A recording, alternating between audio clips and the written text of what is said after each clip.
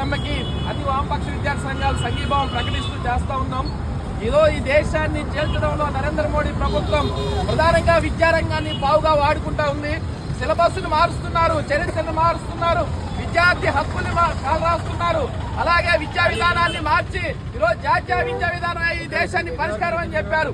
జాతీయ విద్యా విధానం ఈ దేశంలో అమలు కావాలనంటే 4 లక్షల కోట్ల రూపాయల బడ్జెట్ కేంద్ర బడ్జెట్ అవసరం ఉంటే కేవలం 1,29,000 బడ్జెట్ ని కేటాయించి టీడీపీలో 0.3% బడ్జెట్ ని కేటాయించారు.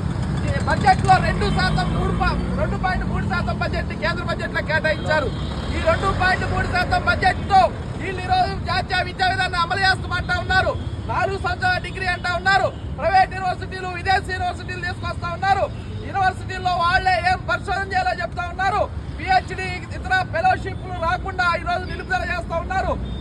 ప్రభుత్వమే కావాలని కార్పొరేట్ వ్యక్తులకి ఈ రోజు విద్యా విధానాన్ని అప్పచెప్పే ప్రయత్నం చేస్తా ఉంది. ఇంకో పక్క మొత్తం 93,000 ప్రభుత్వ పాఠశాలల్ని దేశంలో మూసేస్తా ఉన్నారు. ఈరోజు బీజేపీ పరిపాలన చేస్తున్న ఉత్తరప్రదేశ్ లో బీజేపీ పరిపాలన చేస్తున్న మధ్యప్రదేశ్ లో బీజేపీ పరిపాలన చేస్తున్న రాజస్థాన్ లో ఈ మొత్తం స్కూళ్లు మూతపడిపోతున్నాయి. ఎక్కడా కూడా స్కూళ్లలో నమోదులు పెంచే ప్రయత్నం చేయట్లేదు. కనీసం లెక్కల్లో కూడా గురించినటువంటి పరిస్థితి కనిపిస్తా ఉంది. ఇంకో పక్క యూనివర్సిటీలు ప్రైవేట్ పరం చేయడం కోసం వికసిత్ భారత్ అనే పేరుతో మేము అభివృద్ధి చేస్తాం, భారత్ వికసిస్తుందని చెప్తూనే శిక్షా అధిష్టాన బిల్లు తీసుకొస్తా ఉన్నారు.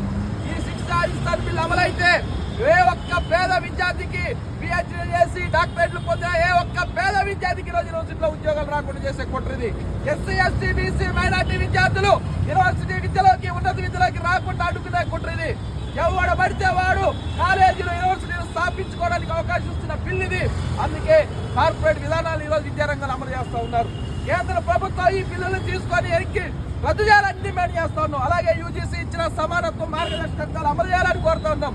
ఇవన్నీ చేయకుండా ఈరోజు పేద విద్యార్థులు బడ్జెట్ లో నిధులు ఇవ్వకుండా పేద విద్యార్థులు ఉన్నత విద్యకు దూరం చేసే ఏ చర్యలు అవుతున్నాయో ఆ చర్యలతో పాటు కార్మిక హక్కులు లేకుండా చేస్తున్నారు. ఈరోజు కార్మికుల పిల్లలు, ఆటో తోలుకునే పిల్లలు, శానిటైజర్ వర్క్ చేసుకునే పిల్లలు, వీళ్ళందరూ వాళ్ళ కార్మికులు వాళ్ళ అమ్మా నాన్న చేసుకొచ్చి డబ్బులు ఇస్తేనే చదువులు ఫీజులు కడతారు. లక్షల్లో ఫీజులు పెరిగినాయి, కోట్లల్లో ఈరోజు ఫీజులు ఇదవుతున్న పరిస్థితి. కాబట్టి ఈ ఫీజులు కట్టాలనంటే కార్మికులకి కనీస వేతనం అందాలి.